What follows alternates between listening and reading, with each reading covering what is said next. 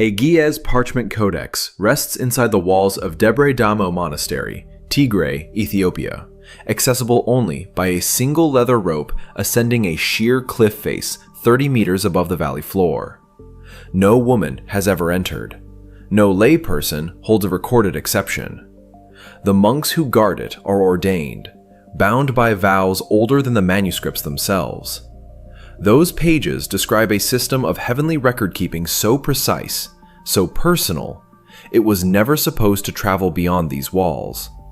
Banned, buried, called dangerous. Western church councils in the 4th and 5th centuries made a decision: remove the Book of Enoch from the accepted canon. Jerome dismissed it. Athanasius excluded it. The Latin West closed the door. For over 1,000 years, that decision held across most of the Christian world. Then, in 1773, Scottish explorer James Bruce carried 3 complete Ethiopic manuscripts out of Africa. 3. Against the weight of centuries of institutional silence, 3 manuscripts changed the count.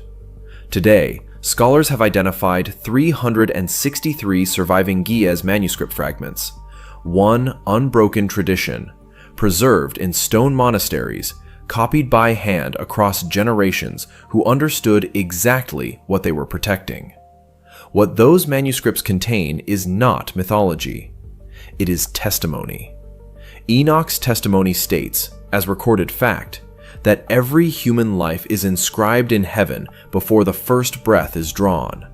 Not symbolically, not as metaphor, as a formal act of record, a name, a life, written down before birth. In the next several minutes, you will see who does the writing, who stands guard over that record, and why the councils that removed this text had specific, documented reasons to want it gone. If that history, the history they pulled from the shelves, is what draws you here, subscribe. Every week, we surface what was deliberately removed.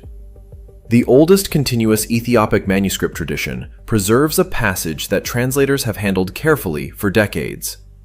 Dr. Michael Knibb, whose 1978 Oxford translation remains the standard academic reference, rendered the relevant verses from the early section of 1st Enoch, the passage covering Enoch's appointment, with precise attention to the Ge'ez source text.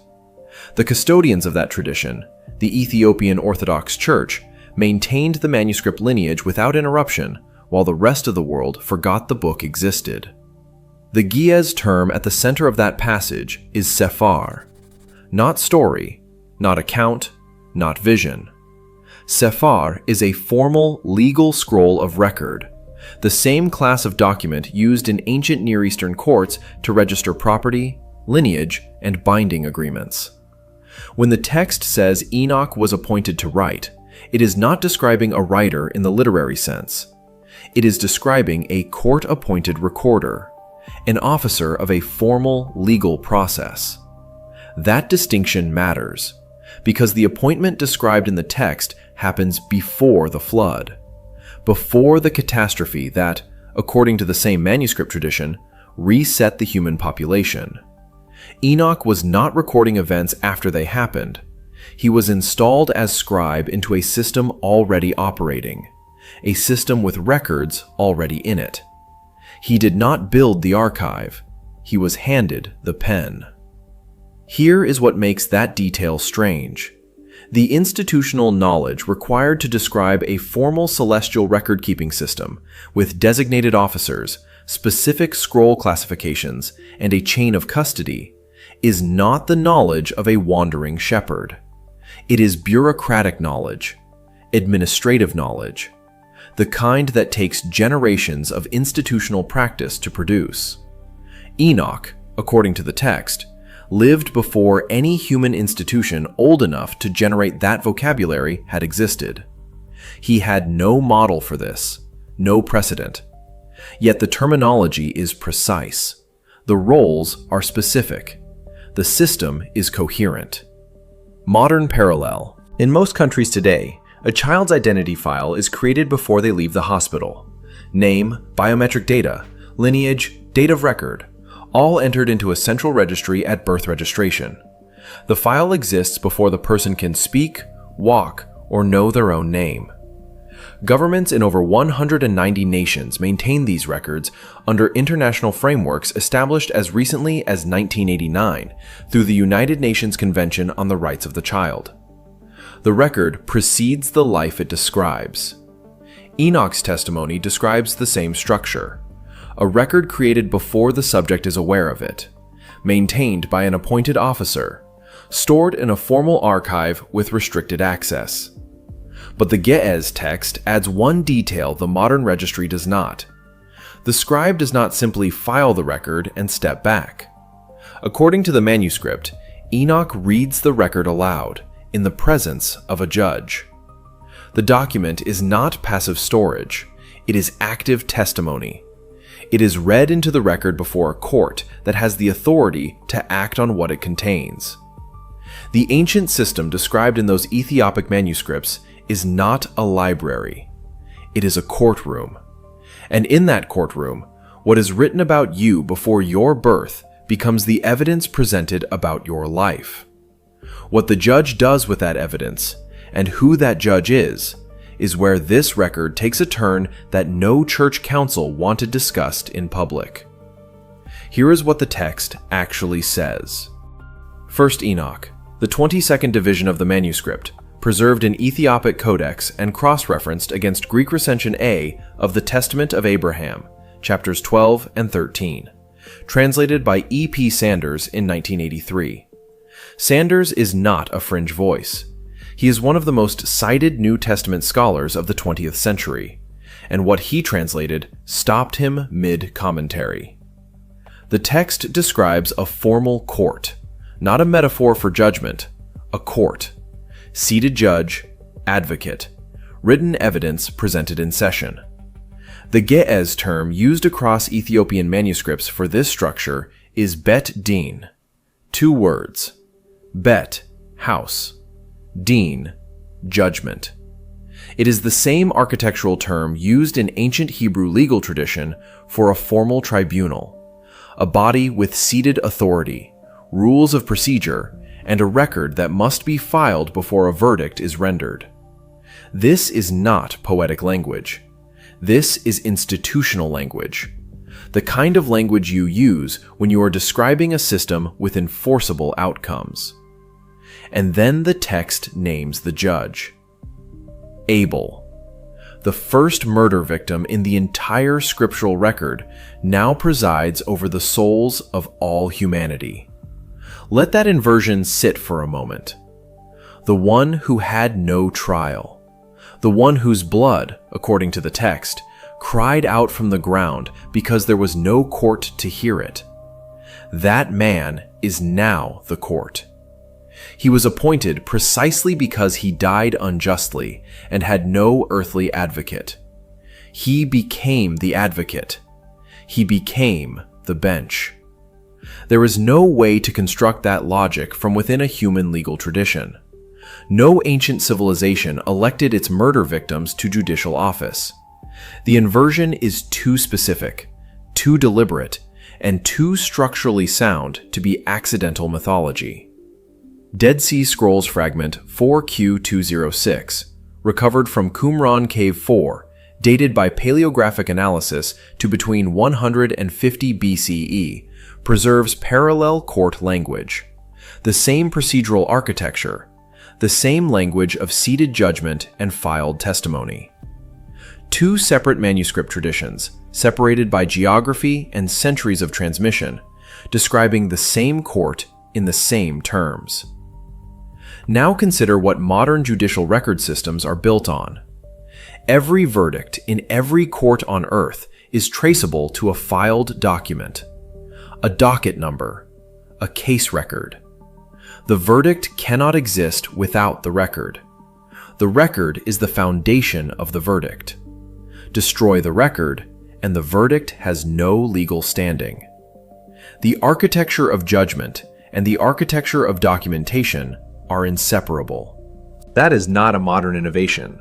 That is what the text describes, in language written before the Common Era, preserved in stone-dry caves and cedar box archives, never once updated because it did not need to be. But the court described here was not built for the dead alone. The testimony being filed, the record being read aloud before the bench, it includes names that have not yet lived their lives. And that is where the next layer of this archive opens into something that should not have been possible to write. The 81st division of 1st Enoch, Ethiopic Codex.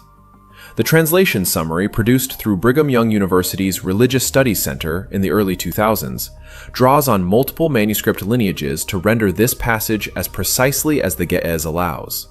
Enoch is brought before the tablets. Not scrolls, tablets. The Ge'ez word is alwa, stone permanent. The distinction is not decorative, it is architectural. Scrolls are made of papyrus or animal skin. They decay. They are perishable by design. Alwa are stone. They are not meant to be temporary. They are not a draft. They are a final record. And what Enoch reads on those tablets is not a partial record.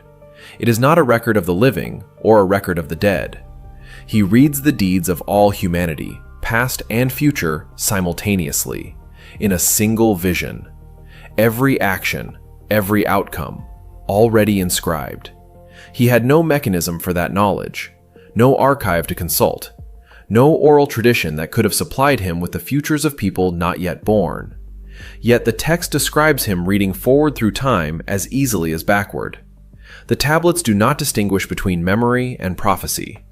To the Alwa, they are the same category of fact. The Book of Jubilees confirms the pre-birth inscription from a second manuscript tradition.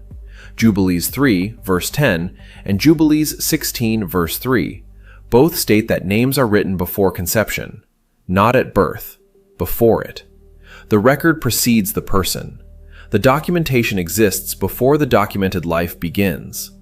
That is the impossible knowledge beat buried inside what looks like ancient cosmology. A text written more than 2,000 years ago is describing a data architecture that human civilization did not build until the digital age, and even now has not fully replicated. Because what the tablets describe is not storage. It is simultaneous inscription of past and future as a single unified record. No database on Earth does that. Here is the century bridge. Global data creation now exceeds 120 zettabytes annually. 1 zettabyte is 1 trillion gigabytes.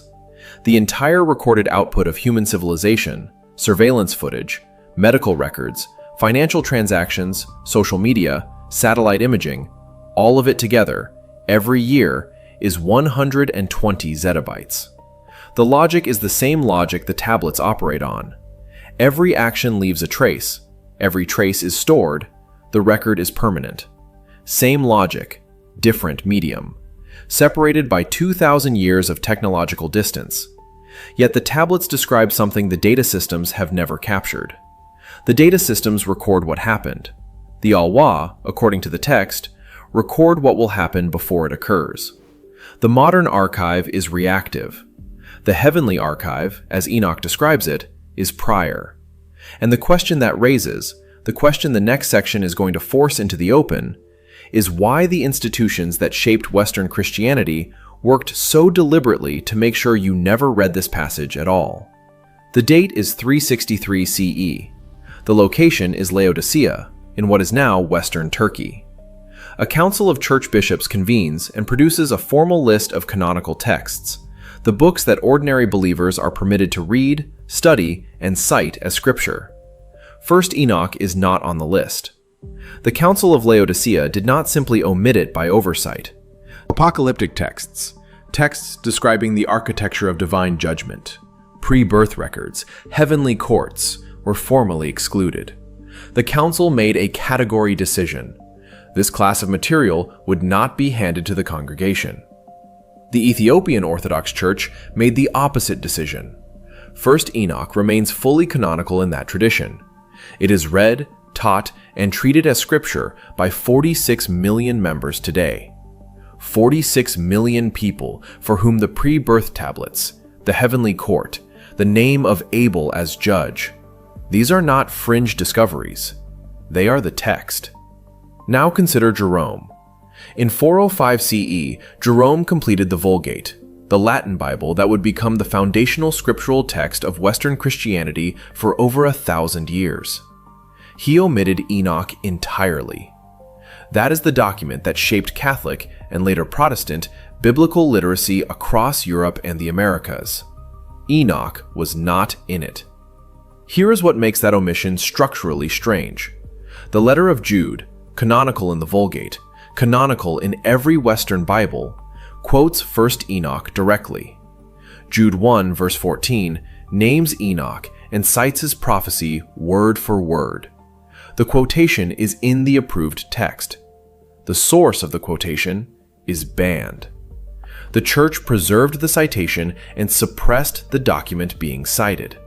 The Ge'ez word at the center of the suppressed material is alwa, the permanent tablets, stone inscribed, prior to birth, irrevocable. That word describes a record system that places every human life inside a pre-existing document. It describes a judgment architecture in which the verdict is traceable to a filed record that preceded your first breath. That is a specific claim. It is not vague enough to reinterpret. It is not symbolic enough to neutralize. It names a mechanism, describes its structure, and implies that every person alive has a corresponding entry in a record they have never been permitted to read. The ordinary believer in the Western tradition was denied access to that architecture. Not because the text was lost. It was not lost.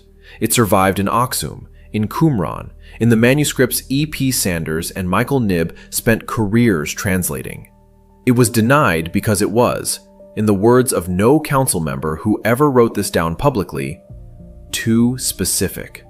The text that describes your pre-birth record was removed precisely because it was too specific, too architectural, too traceable.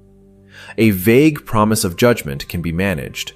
A formal court with a named judge, filed evidence, and stone tablets inscribed before your birth cannot be softened into metaphor. What remains in the Ethiopian archive, the material that never passed through a Western council's filter, makes the exclusion even harder to explain. Because the next layer of what those manuscripts contain is not about the dead or the judged. It is about the record that is still being written, right now, for the living. The Ge'ez manuscripts of 1 Enoch remain in Ethiopian monasteries right now, physically present, untranslated pages still unexamined by Western scholarship. Open Jude, chapter 1, verse 14 in any Western Bible printed this year. Enoch is quoted there directly, publicly verifiable. That citation was never removed. The heavenly court Enoch described carries no closing date inside the text, no final entry, no sealed record. The scribe's function continues because the book, by its own account, remains open. The mechanism Enoch documented, the recording, the weighing, the ongoing inscription, is not described as finished. It is described as running. If that record includes your name, tell us below. What do you believe is written there? If suppressed biblical history moves you, subscribe. We open the archive every week.